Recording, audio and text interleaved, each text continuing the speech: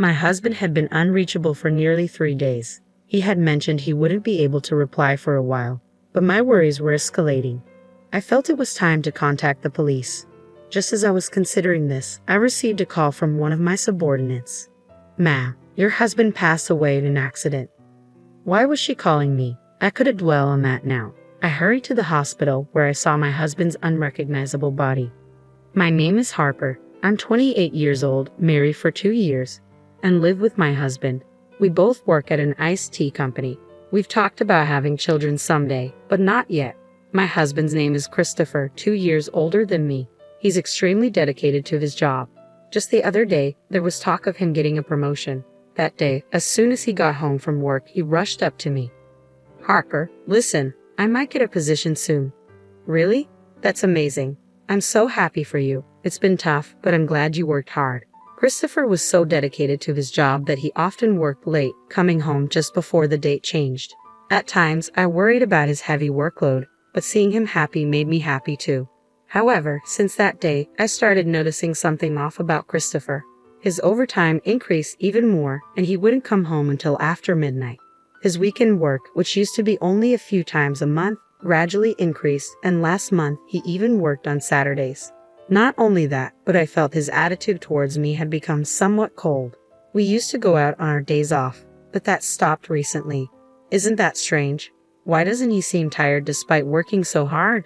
Concerned, I decided to confront him about it one night when he came home late from work. "Hey Christopher, can I talk to you for a minute?" "What?" "I'm tired and want to sleep. Lately you're always on your phone before bed even though you come home late. Aren't you sleep deprived?" "What are you trying to say? How I spend my free time is my business, right?" "That might be true, but are you really that busy with work? Isn't it too hard? You have too many weekend workdays, and isn't it bad for the company to overwork employees?"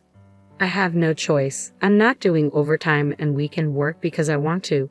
But isn't it too much? You don't understand my job, Harper. Do you?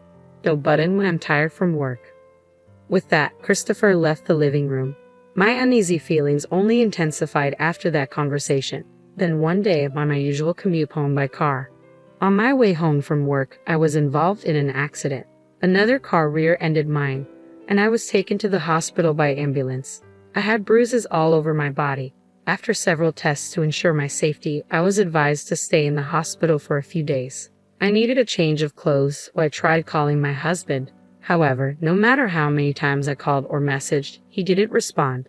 "You should be done with work by now, so why haven't you answered?" I thought, we could at least exchange messages during your overtime. I kept calling him every few minutes until he finally answered an hour later. As I tried to explain the situation, he let out a big sigh. "Oh, you're so persistent. Can't you tell I'm working overtime? If I don't answer the phone..." "I'm sorry, but that's not the issue right now," I interrupted. "Actually, I got into an accident on my way home, and I'm in the hospital now. My whole body hurts, but they said there are no life-threatening injuries." "An accident? Oh, what a pain you're causing," he responded unexpectedly. "Stop getting into accidents when I'm busy. I'm not paying for the car repairs." I involuntarily let out a huh at his callousness. He continued, "Besides, it wasn't my fault. It was the other driver's. Stop nagging. Anyway, I'm not going, and I won't reply for a while. Figure it out yourself." The call ended there, leaving the busy town echoing in my ear, pushing my heart to its limit. Before I knew it, I was in tears. Why did he speak like that? Wasn't he worried about his wife who had been in an accident? He used to prioritize me over work. If I could, I'd want to get a change of clothes myself. My parents lived far away, so I couldn't ask for their help. I sent several messages to my husband afterward, but he never brought my things. I had no choice but to buy everything myself. I needed something from the hospital store. Since then, I tried contacting my husband a few times, but 3 days had passed without a reply. He said he wouldn't respond for a while, but I was getting worried. No matter what, it's unusual not to have any contact for this long. What if he got into an accident too?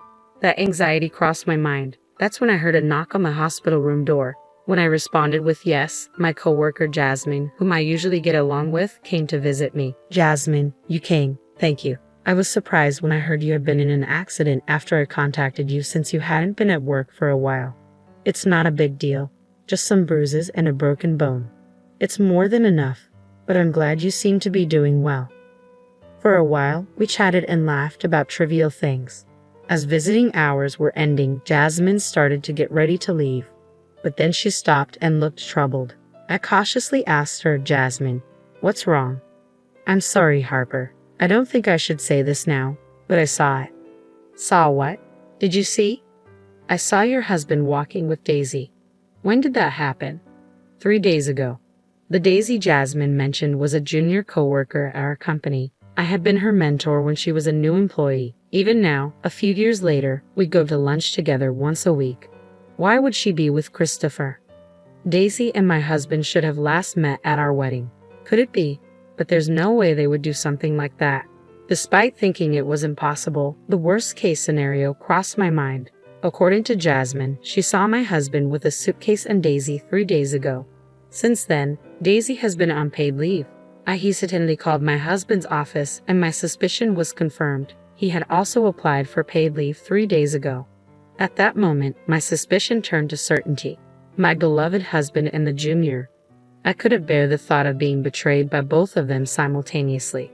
Perhaps my husband's increased overtime and weekend work were not solely for professional reasons, but because he was meeting her. No, maybe they were already involved before that. As I recalled my husband's suspicious behavior, more and more things started to make sense. So that's why he became so cold, I realized. Surprisingly, it all made sense to me. Unconsciously, I called my husband. I hardly contacted him these past few days, thinking he wouldn't respond anyway. He probably wouldn't pick up after just a few attempts.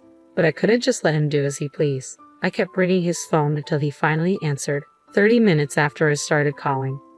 "What's your problem?" he snapped. "I told you I wouldn't answer for a while." "Why are you so busy that you can't even answer a call from your wife?" "Of course, I'm working every day, even though you're on paid leave until tomorrow." "What kind of work are you doing?" I questioned. Assuming he hadn't been caught yet, my husband hesitated for a moment. Still thinking he could deceive me, he quickly started making excuses. "What are you talking about? I didn't take any paid leave." "No use playing dumb. I already confirmed with the company," I retorted. "Well, actually, I just suddenly wanted to take it easy.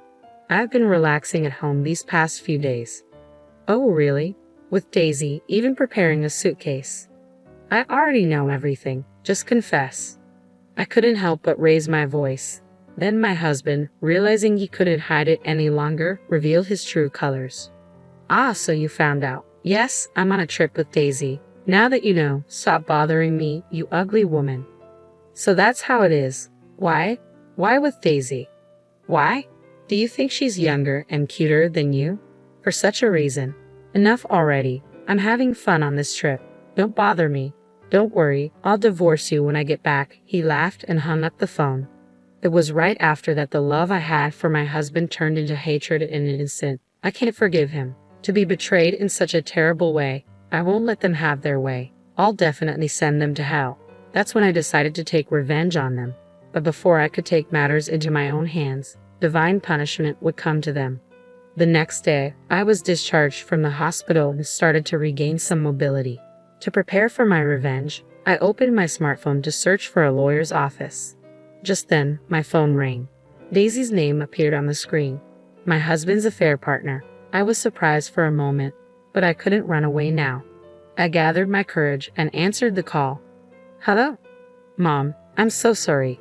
Isn't it common sense to apologize in person?" "Yes, you're right, but that's not the point right now." "Ha!" Daisy's voice was somewhat shaky. Then she said something that made me doubt my ears. "Your husband has died in an accident." I was so shocked that I couldn't find the right words. Confused, I barely managed to respond to Daisy. "He's dead? What? What are you talking about? Christopher is on a cheating trip with you, isn't he?" Yes, that's true. But on the way home, Christopher got caught in an accident. According to Daisy's story, it seems the two of them were in an accident on their way home from the airport. Christopher was hit by a car, and although an ambulance was called right away, he didn't move a muscle. To my surprise, the hospital Christopher was taken to was the same one I was staying at. I quickly hung up the phone, explained the situation to the nurse, and headed to my husband's side. I had to move using crutches as my broken bone hadn't fully healed. Since I heard he had died, I assumed I'd be taken to a morgue or something, but incredibly, Christopher was still alive. However, he was seriously injured. Just after I arrived, a briefless Daisy rushed in. Seeing Christopher lying in the bed, she collapsed on the spot when she realized he was still alive. I had a lot to say, but unfortunately, Christopher was in critical condition. I told Daisy we'd talk later, and we each went home that day. Days later, Christopher barely pulled through, but the accident left him paralyzed from the waist down, forcing him into a wheelchair. My in-laws were furious when they found out about the affair trip. Although they must have felt something seeing their cherished son, they scolded him, clearly saying, "You brought this on yourself by having an affair." After my in-laws left, I called Daisy and decided to have a talk with her and my husband. When I arrived at my husband's hospital room, they were having a loud argument. "If you hadn't pushed me that time, none of this would have happened. It's all your fault." "What? You're the one who wanted to take that route. Don't blame me." "What did you say?"